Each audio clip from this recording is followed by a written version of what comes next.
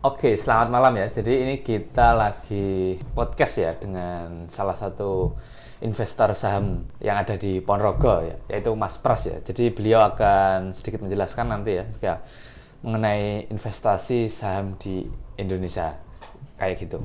Jadi jangan lupa tonton podcastnya. Oke, selamat malam Mas Pras. Selamat malam Mas Yoga. Oke, gimana kabarnya Mas? Alhamdulillah baik. Alhamdulillah Ya, baik ya. ya, Oke. Sebelum kita mulai podcast Mas, ya. monggo Mas, kita perkenalan dulu Masnya ke Oh, teman-teman ya. ya. Nama saya Musyari Prastia, asal dari Babatan, Asal dari Babatan, ya, berarti Ponorogo sini Mas ya? Ponorogo ya. Oh, alah siap-siap.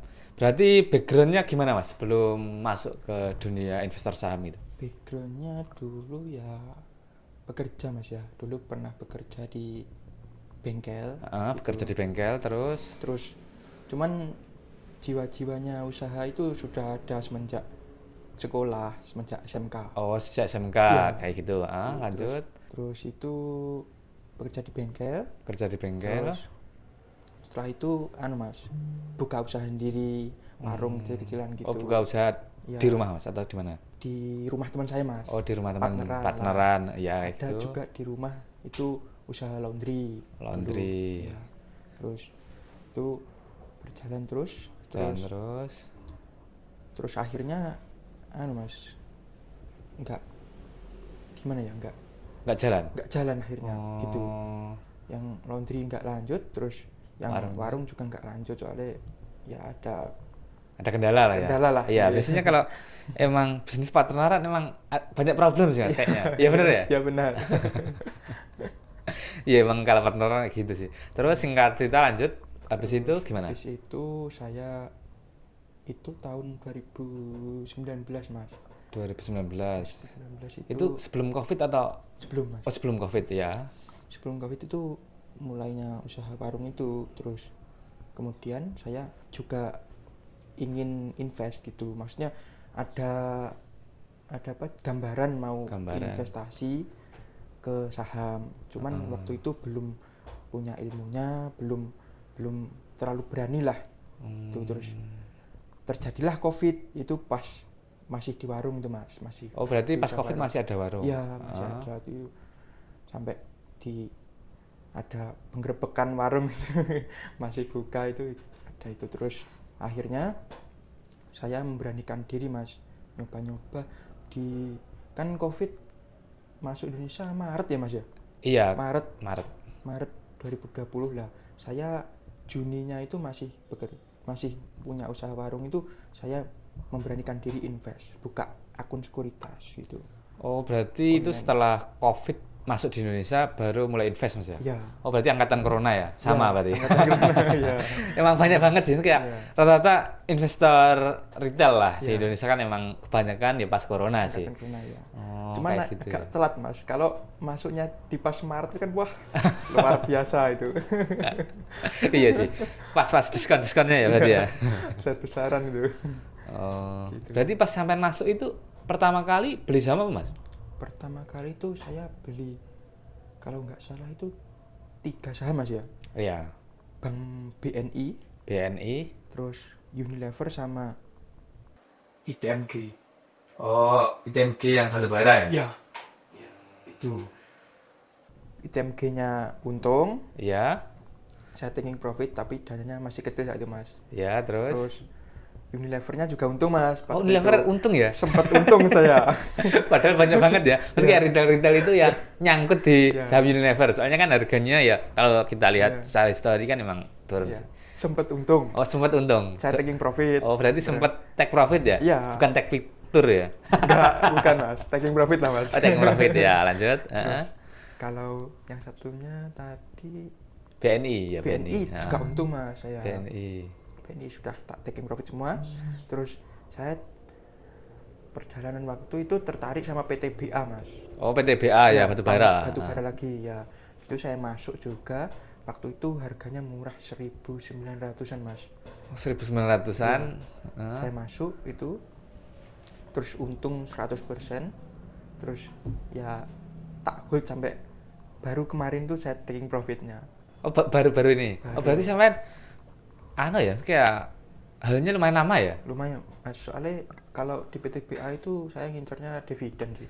Oh iya bener sih. Kemarin kan pas Iya. apa itu mengalami kenaikan pas apa ya? Pas efek perang itu, Mas. Iya. Itu kan harga batu baranya kan naiknya kan sangat tinggi Iya, sih. Mas. Itu dapat dividennya sampai 30% kayaknya. Iya, awal lebih. Iya, lebih, Mas. Kayaknya udah balik modal ya. Iya. Tapi dari 100% kenaikan capital gain-nya itu bagian. udah turun lagi. Sekarang paling tak taking profit itu sekitar berapa ya? Untungnya 30%-an, Mas, cuman. Oh, 30%-an Iya. setara capital gain. Cuma kalau dividennya berapa, Mas? Kalau boleh tahu. Estimasi aja lah. Soalnya estimasi dari persenan. Dari persenan 100% lebih lah, Oh, Mas. 100% lebih. berarti udah balik modal. Iya. Waduh, cuannya luber-luber ya. Iya, Mas. Udah nyantai lah, mau longsor juga nyantai lah. Iya, udah Soalnya VIP ya. balik dari dividen. Anggap aja kalau harganya balik ke awal kan udah untung Iya. sahamnya kan? Iya. Mungkin saya umpama sahamnya balik lagi ke awal malah masuk lebih tak tambahin, Mas. Oh, iya. Berarti hari ini harganya berapa? Hari ini Harga take profit lah. Harga take profitnya di sekitaran berapa? harga take profit 2000 berapa gitu, Mas. Lupa saya juga. Berarti sekitar 2000-an lah ya. Iya, Oh ya Mas. berarti dari 1900 ke 2000 ya emang Sekitar 30 lah. oh 30-an ya. Lanjut terus setelah Terus PTBA PTBA itu terus saya masuk Unilever lagi, Mas. masuk Saya- Unilever. Apa nih alasannya soalnya- kok masuk Unilever? Saya sebagai investor juga kayaknya kalau melihat track record sama Iya. laporan keuangan dan lain-lain lah. Kayaknya menurutku saya pribadi ya itu telah menarik. Apa yang buat masnya itu menarik sih? Biar Gitu kan, ya masih baru mulai beberapa tahun kan, ya ilmunya masih belum ada. oh iya. Track recordnya kan untung saya. Track recordnya Pertama. untung ya benar. Terus kok makin turun terus. Sementara Mas, dari harganya tertinggi itu kan valuasinya kan turun terus. Jadi saya merasa itu murah. Padahal itu kesalahan saya di situ gitu. Jadi kayak harganya kan turun, Iya. mikirnya oh, ini harga turun diskon Ya diskon dari harga all time high. ya all time high-nya. Maksudnya itu. Saya pikir ini semakin murah ini. Gitu kan. Padahal PI-nya itu Masih tinggi. masih tinggi sekali gitu. Soalnya kan kalau labanya kan juga turun sih. Iya. Kayak Mikir gitu. kan, oh ini penurunan saat lah, Mas. Oh, Kinerja iya, bisnis mikirnya. penurunan saat. Ah. Mungkin Unilever salah harga, terus ini nanti bisnisnya bisa tumbuh. kembali gitu. Ternyata saya salah di situ. Ya lumayan banyak lah. Oh, akhirnya gimana? Akhirnya tetap di hold atau cut Enggak, loss? Mas. Tak cut loss. Soalnya kalau saya hold sampai saat ini, Iya. wah lebih rungkat ini. Oh, lebih rungkat. itu rugi berapa persen, Mas, kalau boleh tahu? 35-an, Mas. Wah, 35 ya? Kalau di hold sampai caki mungkin di atas 50%, Mas. Wah, itu 35% itu banyak loh, Mas. Maksudnya, Iya, banyak. dalam artian ya kalau secara mental itu nggak kuat kayaknya Iya. kena mental juga sih. Iya. Gimana mentalnya pas saat cut loss itu? Atau apa yang dipikirin kayak gitu? Ya, saya melihat kinerja bisnisnya, saya analisis lagi, Mas, ya. Ya. Saya lihat ruang tumbuhnya. Ternyata Unilever Indonesia kan fokus pemasarannya kan cuma di Indonesia. gitu. Iya, nggak bisa ekspansi kan Ya, di luar negeri. Soalnya di luar negeri sudah ada Unilever sana. oh Sudah iya, benar. Unilever holdingnya gitu. tuh. Yang induknya Nah, lah. Saya lihat bahkan di pelosok-pelosok itu produk Unilever itu sudah ada. Wah, ini salah, ini saya gitu. Akhirnya saya udah tak putuskan cut loss itu. Ya kena mental sih kena, Mas. Cuman untungnya kan masuk saya kan dananya masih kecil saat itu. Oh, Jadi, dananya masih kecil. Ya, Ah. ya nggak terlalu lah. Nggak terlalu. Nggak terlalu. Tapi kan tetap rugi kan tetap Iya. secara emosional kan kita tetap Iya. beda sih. Iya. Itu tahun berapa, Mas itu? Tahun berapa ya, Mas? 2022 apa gimana ya? Oh, 2000. 2021 ya lah. Lupa saya, Mas. Oh, berarti ya masih nggak terlalu lama lah kayak gitu. Iya. Oh, setelah itu Unilever tadi kan sempat turun sampai 35%. Iya. Lah.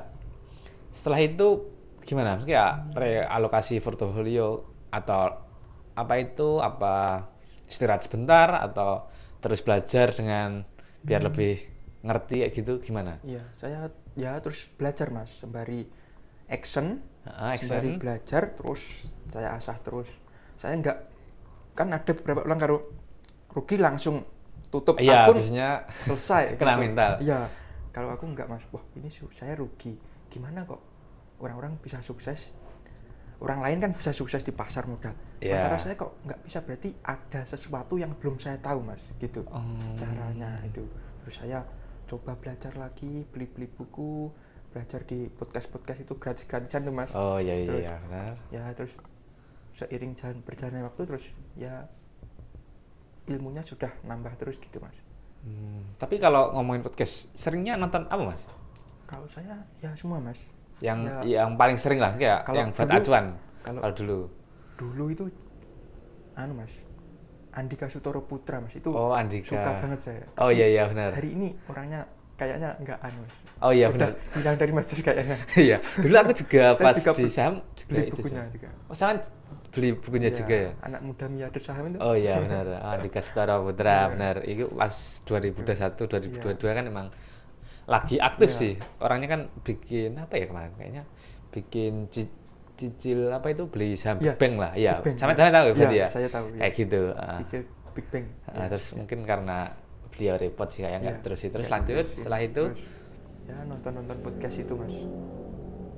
Sekarang kan market kan kebanyakan podcast kan Andri Hakim itu toh. Iya. Lihatnya ya itu. Oh, Andri Hakim ya, Iya. ya. Terus belajar terus Mas kan. Ya masih proses lah. Sembari proses. Iya, karena emang ilmu kan harus belajar terus upgrade lah kayak gitu. Iya Mas. Terus Porto yang lain itu yang saya rungkat banyak itu ada lagi Mas, lebih parah nih Mas. Nominalnya Titik terendahnya di mana Mas itu? Titik terendah pas di saham lah kayak gitu. Saham itu ya itu Mas, pas itu. Pas di mana? Pas Porto saya rungkat lagi nih Bu. Oh, berarti Unilever itu bukan yang paling besar. Bukan yang paling besar, ada yang lebih besar. Ada yang besar. Secara nominal Mas ya. Oh iya, secara nominal. Secara presentase loss itu kurang lebih sama lah 35%. 35%, cuma Tapi, nominalnya. Iya, soalnya saya kan ya nambah terus uangnya lah Mas. Maksudnya Oh iya iya, tambah tambah terus. ya. Nah, itu saat itu kodenya boleh dibicarakan. Boleh lah. Mas. Ini kan bukan ajakan untuk membeli ya. Soalnya kan ini udah berlalu. Jadi Iya, iya. kita tidak merekomendasikan untuk pembelian saham atau apapun. Jadi di sini kita emang lagi berdiskusi. Jadi kalau teman-teman mau beli saham ya wajib analisa mandiri. Jadi kita tidak merekomendasikan sama sekali kayak gitu. Lanjut, Mas. Itu di Delta Mas, di LTA. Delta Jakarta. Oh, Delta. Oh, berarti saham GIR. Iya. Pesaingnya Bintang. Oh iya iya.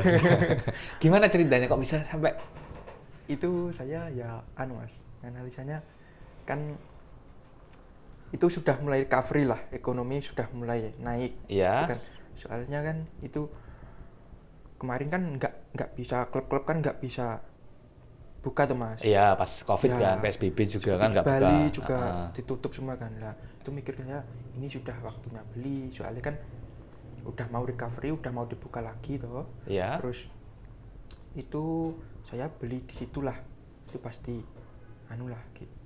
Cara dividen juga masuk, cara valuasi ya di atas PI-nya masih di atas 10 itu Mas. Oh, masih di Saya atas masuk, 10 ya. iya. Berarti udah lumayan lah ya. Udah Standar lumayan, lah kayak iya. gitu. Itu terus saya bandingkan dengan pesaingnya Mas ya.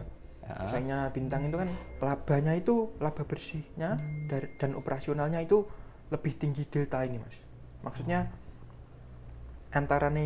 antaranya beban pokok produksi Iya. sama keuntungan itu marginnya sangat tebal gitu Oh. dibanding multi bintang MLBI. Iya.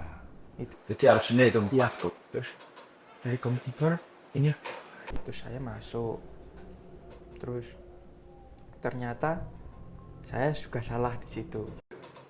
Tuh ternyata labanya malah sempat naik ya Mas. Iya, senaik hari Akhirnya mengalami penurunan itu. Soalnya gimana ya? Itu dividennya itu lebih besar daripada labanya gitu. Itu bahaya sebenarnya. Oh, berarti PET ratio-nya sampai 100% lebih ya? Iya, itu bahaya Mas. Berarti dari dividennya mungkin Dividennya itu dari cadangan kas Mas. Oh. Cadangan kas. Harusnya kan Kalau usaha kan harusnya bagi dividennya itu kan di bawah keuntungannya. Iya, biasanya kan Payout gitu. rasionya kan harusnya di bawahnya. Sebagian kan buat ekspansi lah, biar Iya. perusahaan terus bertumbuh lah mas. Iya, benar sih. Harusnya. Jadi biasanya Tapi- perusahaan kan kayak gitu. Iya, Lanjut. tapi itu kelihatannya udah nggak ada ruang untuk bertumbuh gitu mungkin. Jadi misalnya di situ tuh 35% juga mas, kurang lebih ya. Itu di tahun berapa, Mas? Saya cut loss ya mas, Iya. tahun 2002 berapa ya? 2024 kalau nggak salah, 2023. Oh, berarti Sampai 2023-2024 ya. Iya. Setelah cut loss itu, berarti kan minusnya kan udah besar ya. Bisa mas.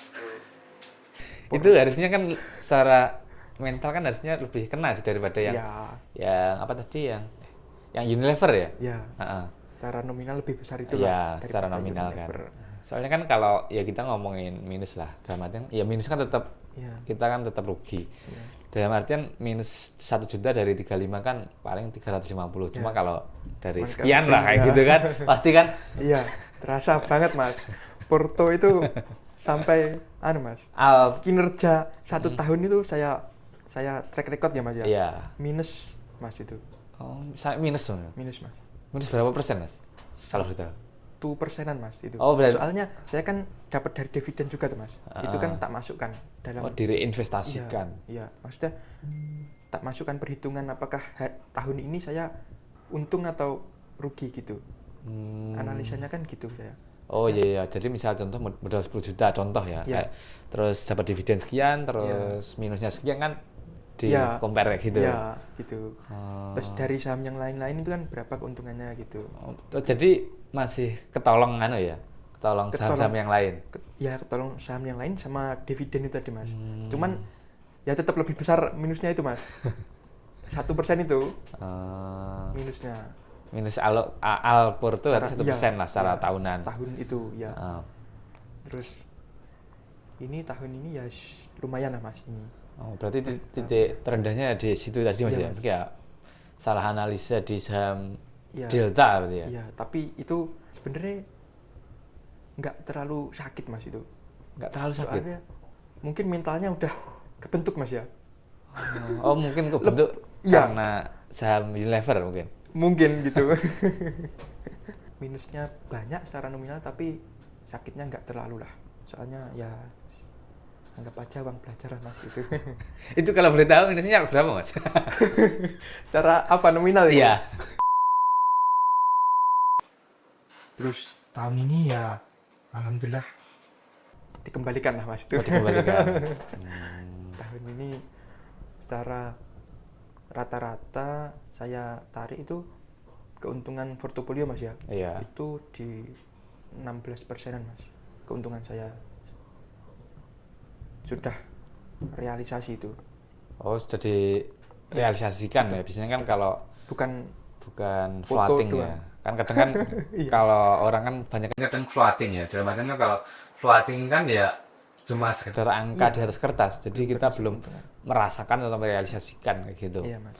Nah, terus pengalaman apa Mas yang didapat dari minus tadi? Pengalamannya ya mentalnya lebih kebentuk sih mas. Mentalnya kebentuk. Iya. Jadi minus itu buat pembelajaran ya? Iya mas, uang belajar lah anggap. Oh, anggap uang belajar Iya, ya? Soalnya yang lebih minus daripada saya kan lebih banyak sebenarnya. Kadang kan orang itu membandingkan mas antara saya minus di saham segini, Iya. kalau buat beli ini udah bisa. Oh, ini kerja berapa bulan untuk mendapatkan uang segini gitu kan Iya. mas. Kadang itu. Tapi kan kita perannya beda mas. Kerja ya perannya beda, sebagai investasi ya perannya beda gitu. Harusnya kan seperti itu. Terus itu kan titik terendah tadi Mas ya? Iya. Itu titik baliknya gimana Mas? Dari keterpurukan itu kok bisa Titik balik. membalik lah itu. Jadi dari minus bisa jadi profit itu gimana? Ya itu sudah saya cut loss ya mas ya. Ya, cut Saya loss sudah udah move on lah ya. ya. Sudah. Jadi kalau udah minus ya udah sih cut loss, move on, kita cari lembaran baru. Ya, kalau salah analisa ya kita harus berani mengakui itu salah. Iya, salah kita sendiri. Mas.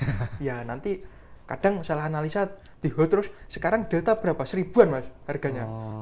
Jadi kalau misal di hold terus itu tambah dalam atau tambah Tambah cuan? rungkat, Oh, Mas. tambah rungkat. Iya. Terus pembelajaran apa, Mas? Pembelajarannya ya itu. Akhirnya saya bisa lebih lebih kuat itu. Terus sekarang itu saya pernah masuk di Mas, Indofood. Indofood, ya INDF yang atau yang ICBP. INDF-nya. Yang INDF-nya, Ya, induknya. Itu di harga berapa ya? Lupa saya. Di harga berapa ya, Mas ya? Iya, Mas, cek aja, Mas. Santai, Mas. Aja, Mas ya. Udah lama, Mas, atau baru-baru ini masuknya? Udah lama, Mas. Udah lama. Ide. Dia kan 6.300, Mas. 6.300. 300-an. Nah, masuk di situ 6.300-an. Itu tahun berapa, Mas? Tahun aduh, itu Stabil ada.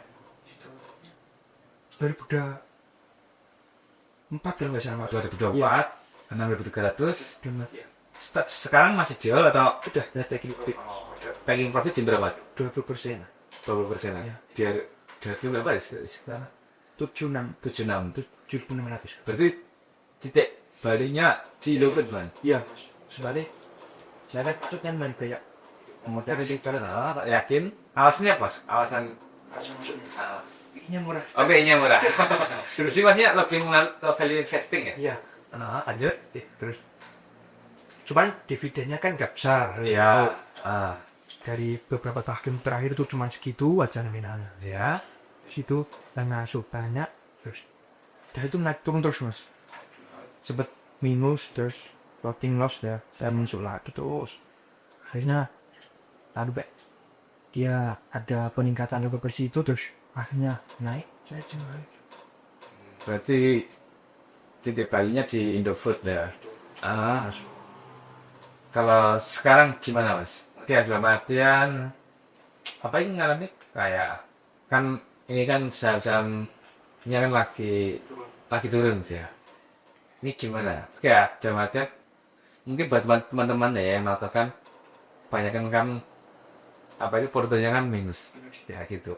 Jadi gimana tuh kayak cara nangin tanya atau gimana dari apa ini pengalaman sampean? ya kalau teman-teman portonya minus nggak sendirian, saya juga minus kok. Jadi santai aja lah. Kalau kita analisanya fundamental ya selama fundamentalnya masih bagus kita bet nggak masalah. Santai sama bisnisnya masih bagus. Oh, berarti lebih ke analisanya yang penting benar. Terus kan biasanya kan soalnya kan kalau kita ngomong saham kan kadang harga saham itu meskipun turun kan nggak mesti fundamentalnya turun, nggak kan yang emang penurunan yang bersifatnya sementara kan. Iya, harganya saja terlalu murah lah. Maksudnya market terlalu Kasih cakep. iya itu. Kalau ya tergantung kan ada beberapa yang saya juga trading kan, Mas. Maksudnya nggak value Bisa. iya, maksudnya dipisah, bukan dipisahannya, Mas, bukan dipisah sekuritas, nah cuma dipisah cara berpikirnya gitu kan. Ada yang beberapa dijadikan ya ketika sudah nyampe itu ya kita pas soalnya bukan jangka panjang. Kayak kemarin Hatam itu juga Iya. saya trading kan, Mas. Kuantum kemarin ya. Trading tapi berbasis fundamental, Mas. Oh iya. Kan sempet saya beli itu di namanya 2009 Mas. 2.900. Bagus ya. Iya, sama cek dulu Mas, santai Mas. Antam 2.500, Mas. Oh, belinya masuknya di 2.500. Iya. Terus keluarnya Keluarnya di 3.000. oh di 3.000, berarti udah 20%. Itu saya taking profit Mei 2025, Mas. Kalau Mas, kalau terus lanjut, Lanjut itu udah 3.000, Mas ya. Iya, 3.000. Terus Hatam kan koreksi lagi. koreksi. Terus saya masuk lagi, Mas, di 2.940. 2.940. Iya, yang itu udah taking roll semua. Yang tadi Terus saya masuk lagi soalnya koreksi itu kan sempat menyentuh 35 tuh. ya 35 itu terus koreksi lagi ke 2.900 itu. Saya analisa, Mas, kondisi global dan Indonesia kan lagi nggak baik-baik saja. Iya, benar. Ini kemungkinan Mas Kan naik kan. naik gitu. Emang nggak pas di kondisi kurang baik atau kondisi ekonominya kurang itu kan emas selalu lebih berkilau lah. Jadi kalau ekonomi kurang baik, emas itu emang mengalami kenaikan yang cukup tinggi. Apalagi kan pas krisis itu emas justru makin kencang sih naiknya kayak gitu. Nah, setelah itu Terus saya masuk lagi lah di 29.40. second profitnya di berapa itu? Taking profitnya di 26.70 mas. 36. Iya. Karena gua kan Iya. iya kan 6.70. karena 70. 4 lebih. Iya. Persenan 4%. Itu kayak gitu. Dan itu kita udah ngomongin jam lumayan banyak mas. Iya. Dalam artian apa? Maksudnya saham yang membuat masnya itu jadi apa ya kayak cuan terbesarnya lah kayak gitu. Di saham apa cuan paling besar? Ini nominalnya apa? Nominal. Kayak kalau kita ngomongin nominal. Soalnya kan kalau ngomongin Porto kayak kan lebih condongnya ke nominal. Kita cuan anggap aja udah 100.000 cuan 500% ya 500.000 cukup banyak kok. Saya tidak menggampangkan uang 500.000 itu gede. Cuma kan dalam artian kalau anda lebih ke nominal. Iya. Gitu 10% kalau sekian kadang. Cuan terbanyak siapa mas? Cuman terbanyak ya mas. Iya. Banyak itu di Iya. Kecil jiwa santai mas. Sebet atau apa? Indofood itu termasuk. Oh Indofood itu tadi ya. Iya. Berarti paling besar di Indofood di mana? Iya. Indofood itu besar mas. Jadi saham Indofood sebagai didik balik sekaligus ya Bibit juga besar mas. Pebit mas. Pansap di dalam ya. Oh iya Pebit Lancavity itu. CDI kemarin juga besar. Oh kemarin masuk ya? Kemarin di saham-saham IPO juga masuk. Iya. Khusus CDI ada tapi sama iya. BDK pernah. JBJK pernah. Saya lihatnya ya cuma ikut-ikutan itu aja mas. Oh, secara kalau CDI kan secara persenan tinggi sih. Saya pun juga mainnya masuk masuk lumayan lah sekitar 3 jutaan. Cuma kan bagian sahamnya kan sangat kering lah tipis ya gitu. Nah ini kan ngomongin saham, ini kan IPO. Ini kan akan IPO juga. Kan pasti ada tunggu-tunggu lah. Kayak apalagi orang-orang saham kan tahu lah. Ini kan saham emas kan mau IPO mungkin di tanggal berapa ya? 17 sampai 18-an lah IPO-nya sekitar 20-an lah. Itu kira-kira emasnya masuk nggak? Atau kalau masuk itu faktornya apa? Kalau enggak apa? Kalau saya pribadi Nah, agak ragu mas. agak ragu. Soalnya karena faktornya itu mas ya. Untuk alokasi dana IPO-nya nih mas. Saya bilang ya tidak gitu. Soalnya batai huta. Cuman kalau ARA mungkin bisa lah beberapa kali. Cuman kalau saya kurang berani mas. Oh enggak berarti. Emang kalau analisa kan masing-masing ya. Jadi kayak ini kan bukan saja kalau boleh. Jadi kalau teman-teman mau membeli ya silakan. Kalau enggak ya juga nggak apa-apa. Kita di sini tidak rekomendasi gitu sekali. Kayak gitu. Harganya kan agak aduh. Nominalnya itu kan harga besar. Oh agak besar. Oh iya benar sih. Saya paham. Itu berapa ya? 1.800 sampai 3.020 kayak gitu. Terus ini mas pesan ya untuk anak-anak muda Ponorogo lah mungkin yang belum mengerti tentang investasi atau mungkin yang lagi main judul itu gimana sama kasih pesan atau motivasi lah biar nggak main judul atau lebih ke invest atau invest kan nggak melulu soal apa itu soal saham kripto dan lain misalkan soal itu coba mas. Kalau untuk pesan kepada yang baru mulai atau yang sudah berkecimpung tuh ya mentalnya itu harus dilatih pelan-pelan sama proses belajar gitu. Kalau tergantung kondisinya, kalau saya kan kondisinya pekerja, Iya bekerja. saya sisihkan nabung buat invest itu gitu. Sembari kerja ada waktu ruang itu buat belajar sama langsung terjun. Maksudnya langsung terjun tuh jangan nominal besar dulu kalau baru belajar. Kayak saya dulu kan kecil dulu mas, 3 juta gitu masuk. Terus nanti ditambah terus gitu.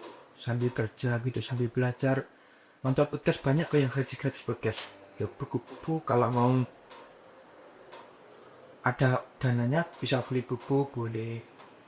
Kalau dananya besar pengetahuan kita kurang percuma mas, dihabisi market nanti. Beneran. Oh iya. Kan kebanyakan kalau sama konsisten mas. Oh, konsisten. Ya kebanyakan saya kan ya punya teman itu suruh ngajarin mas ya, suruh ngajarin, tak ajarin gitu. Tapi nggak pernah ada yang konsisten mas. Tak ajarin, padahal ya nggak ada fee-nya juga saya ngajarin ya Gratis, Pak. gratis. Soalnya kan ya teman sendiri mas ya, ajarin gini. Tapi nggak pernah sampai hari ini nggak ada yang konsisten. Cuma Dan nyerah. ya lah, paling beberapa hari yang lalu tanya itu langsung saya mintanya mas. Gitu, tak kasih tahu lah ya antam gitu. Iya. Dia beli, nggak tahu lah untuk bangga kan cepat koreksi itu Iya. ya, gitu. Tapi ya kalau kita cuman diberi ikan saja nggak bisa nyari ikan sendiri kan juga susah mas. Yes. Yang penting kan kita belajar kan tujuannya biar bisa nyari ikan sendiri, bukan kok diberi umpan terus, diberi ikan terus. Bertahan kan itu, konsisten itu penting. Karena saya juga sampai saat ini juga masih belajar, konsisten terus belajar sama action di market, biar kita mentalnya terbentuk. Biar kalau belajar cuma teori doang nggak pernah action juga percuma mas. Soalnya kan belajar terbaik itu kan dari pengalaman juga mas. Oh iya, pengalaman Iya. terbaik lah ya. Iya, pengalaman orang lain juga, pengalaman diri sendiri juga. Soalnya kita kan harus menemukan yang cocok, investasi yang cocok untuk diri kita sendiri. Maksudnya sesuai passion kita gimana. Yang tahu kan cuma diri kita sendiri. Nah, gimana?